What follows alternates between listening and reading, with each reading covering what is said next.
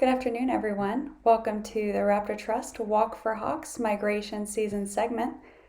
Congrats to all of you who walked, biked, hiked, and ran this past week. We've really enjoyed all of your pictures that you've sent, not just from here in New Jersey, but also from all over the country. It's really humbling to know we've got support from so many different places. We came up with Walk for Hawks not just as a fall fundraiser benefiting our rehab efforts, but also as a fulfillment of our education mission. Migration season is at the same time this phenomenon for us humans to watch, but it's also a very perilous, sometimes fatal journey for wild birds. At this time of year, the Raptor Trust admits all kinds of different debilitating injuries, collisions with moving vehicles, those scorched red tails that we saw last year and this year, and of course the warblers and the glass strikes in Newark, Jersey City, and other urban areas nearby. The Raptor Trust has been admitting native birds of all species for over 36 years, and our medical staff stands at the ready for this season's challenges. We've said it before, and we will say it again, we could not do this without the help of our supporters. So whether you're an old friend or a new friend, we really appreciate you being here. For now, we hope you'll put in your last bits, log your results, and enjoy this migration season segment we've put together for you in honor of this year's birds.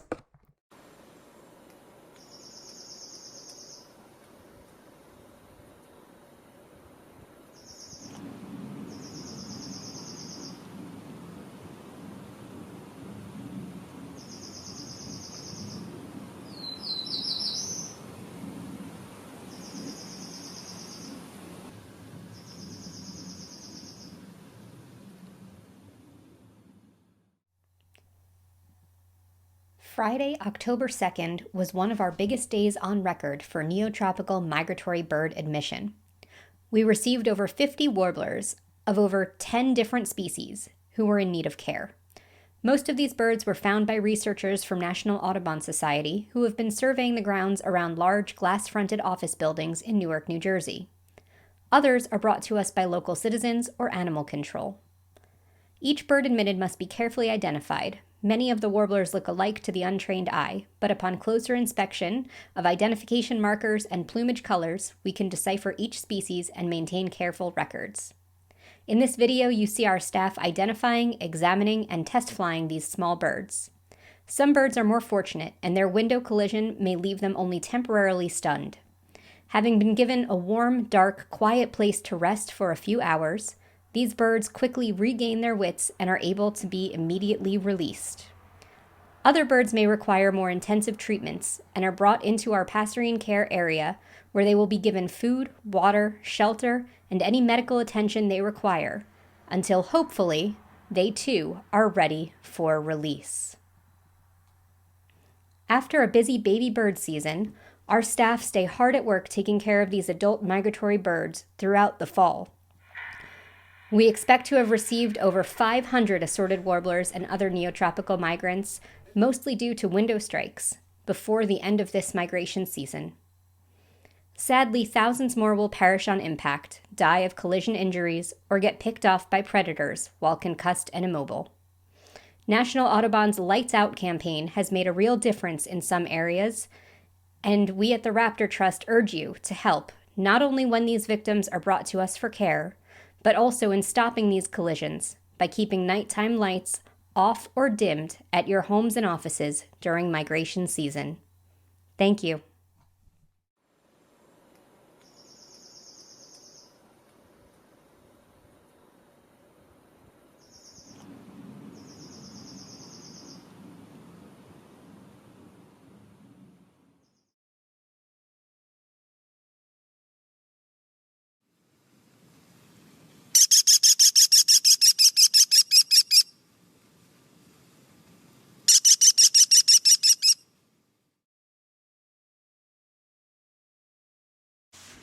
Hi, this is Chris Susi at the Raptor Trust.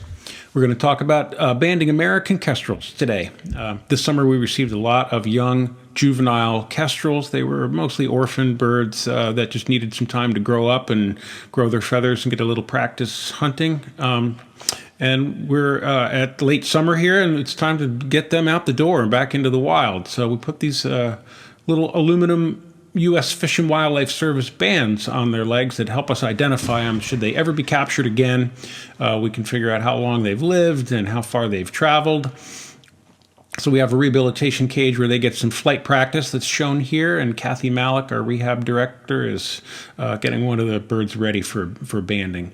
We put a small plastic identifying band on its leg when it's in just our cages so we can keep track of the birds. But when we're getting ready to release them, we use this leg gauge to measure their legs to make sure we get just the right size band, and we use the U.S. Fish and Wildlife Service aluminum alloy bands, all of which have a numerical sequenced key on it, so we can submit that data to the banding lab at the Fish and Wildlife Service. And banders all over the country, thousands and thousands of them, submit this data, so we have a pretty good picture of what's going on with migration for a lot of these birds and how long they live.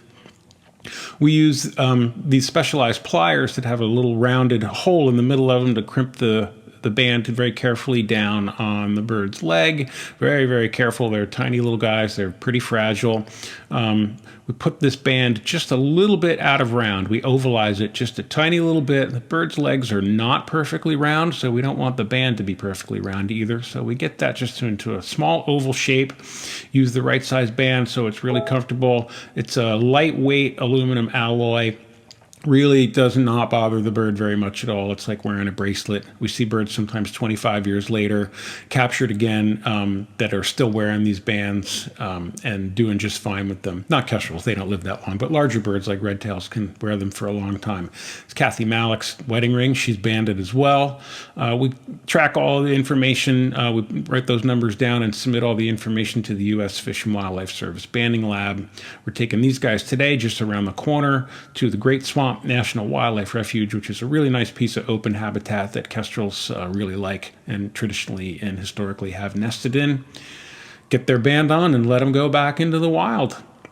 It's exactly where they should be, and it's a really, really good feeling and sort of the pinnacle achievement for rehabbers to be able to put these birds back in the wild. So thanks for being a part of the process with us.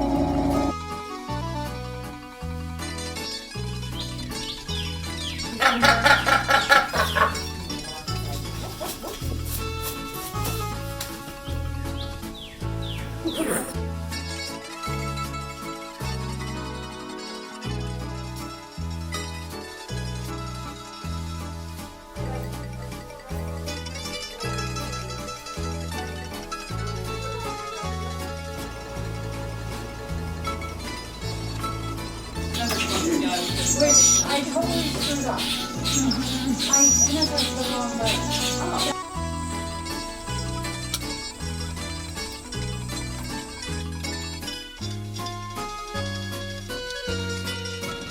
Oh, you're silly little boy.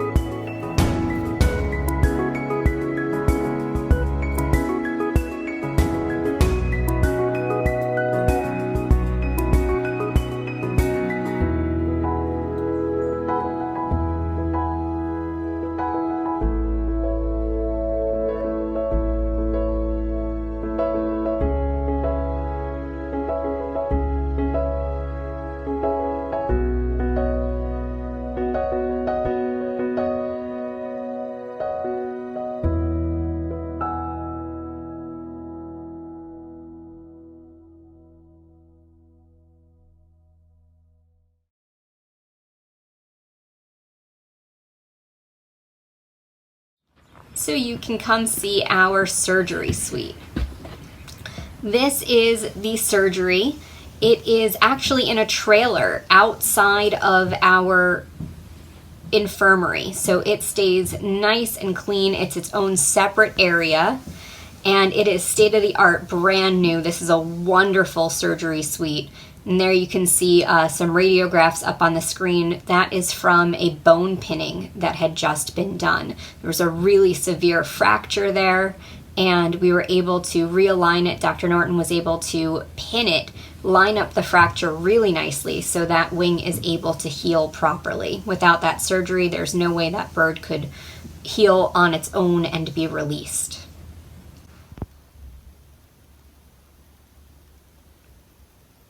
So here we've got a little bit more footage of that raptor care room right after it was finished. So you saw me walking around there when we had some birds in it, but this was taken just after this room had been renovated, redesigned. It is amazing. These updates are fantastic. These cages are huge. They've got amazing lighting. They've got ventilation. We even have these really, really cool double cages where we're going to show you right now. There is a movable wall on the interior. So if we have a bird on one side and we want to handle it as little as possible, we can actually go ahead and slide that board, allow the bird to move into the next enclosure, and then we can go ahead and clean that original enclosure without having to handle the bird or stress them. So this is just a wonderful addition. This whole area was renovated. It looks beautiful. And these are some shots when it was perfectly clean before we had birds come in this spring that, of course, needed to be housed up there almost immediately.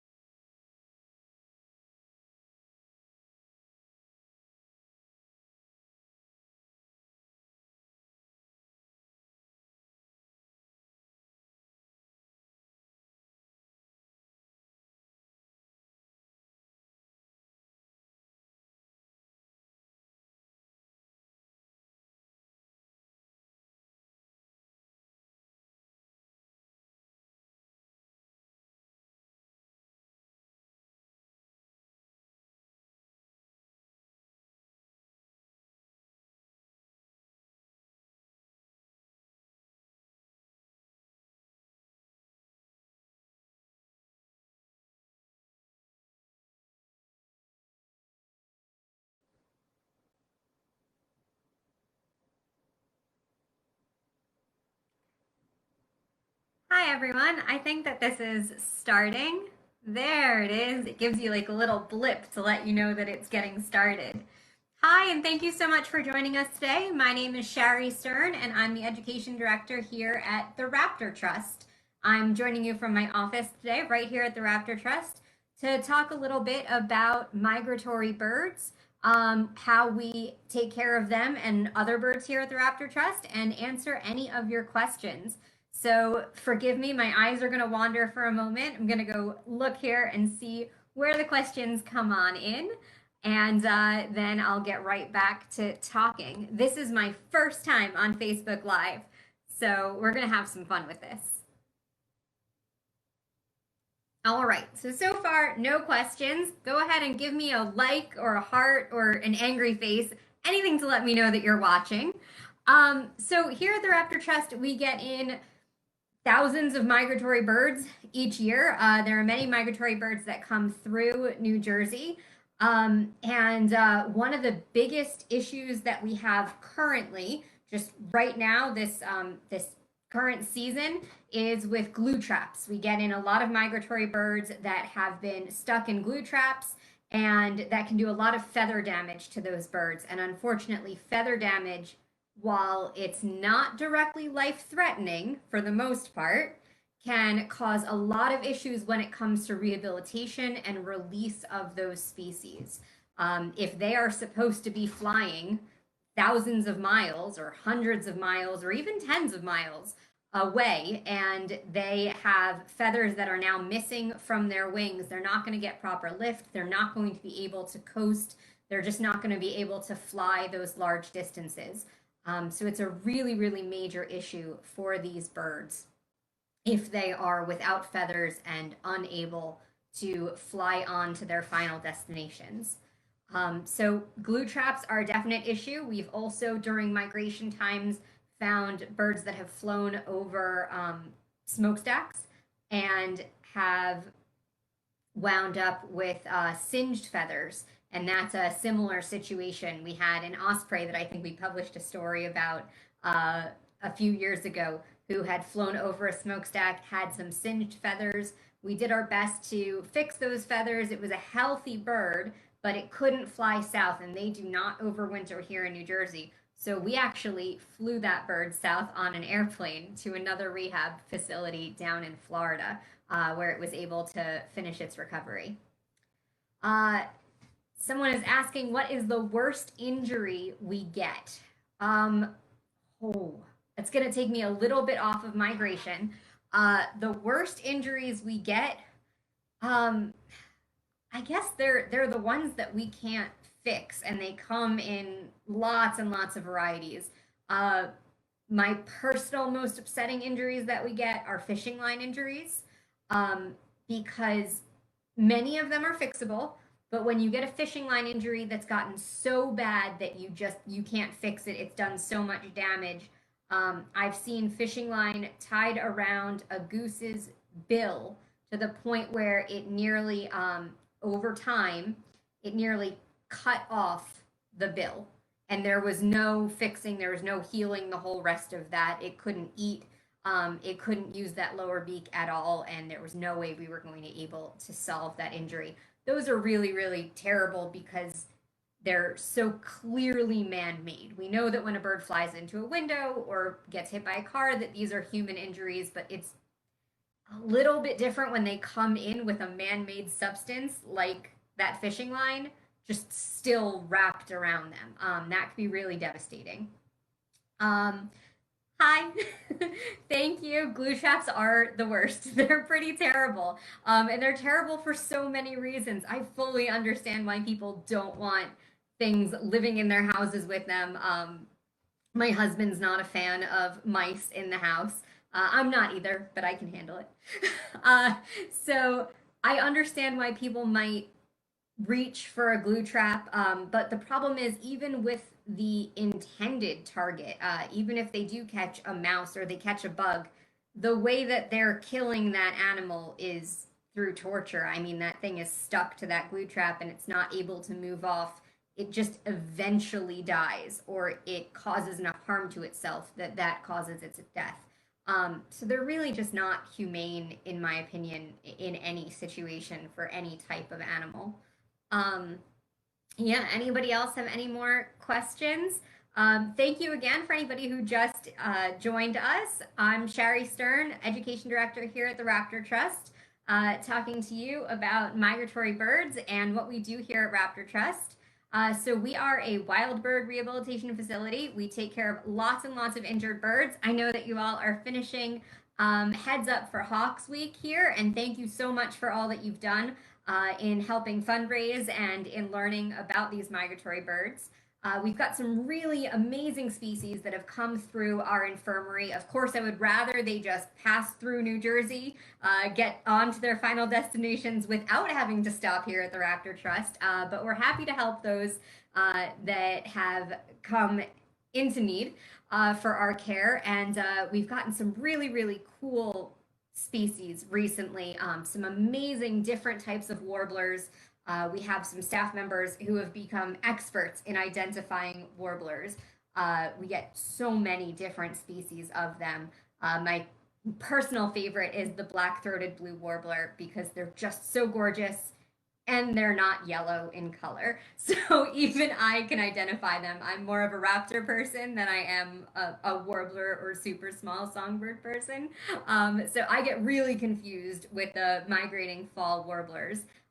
So don't be disheartened. You can love birds and still be terrified of warbler identification. It's okay.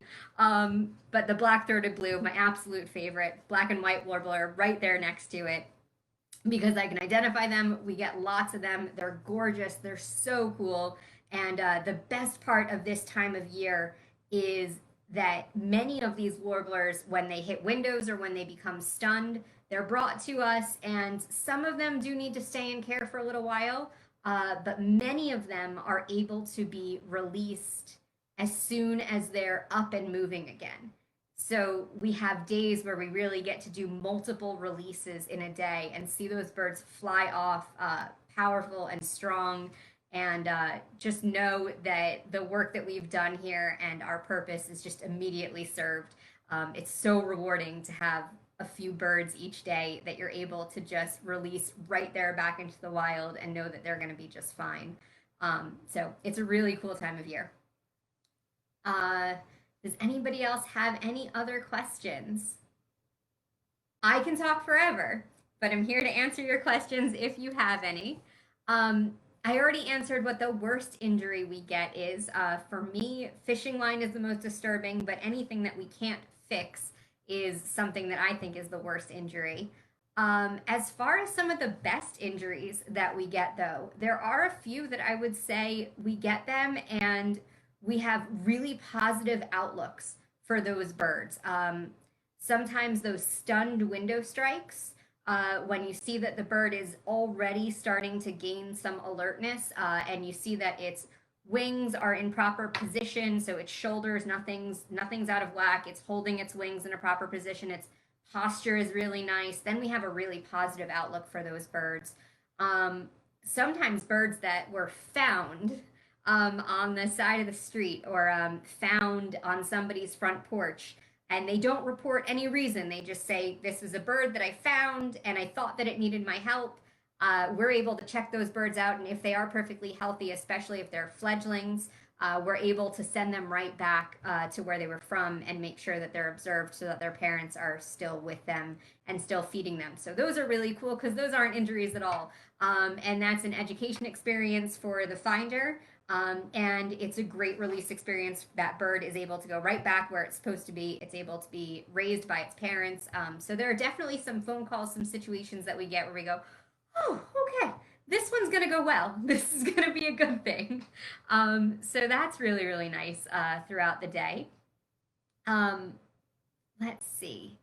What else? I've been learning a bit about migratory birds myself as I've been watching this walk for hawks. Some really amazing facts, so I urge you to go back through some of those posts that have come out this week. Some just amazing, amazing migratory birds. I have a couple peregrine falcons that live here at the Raptor Trust that we work with for education purposes.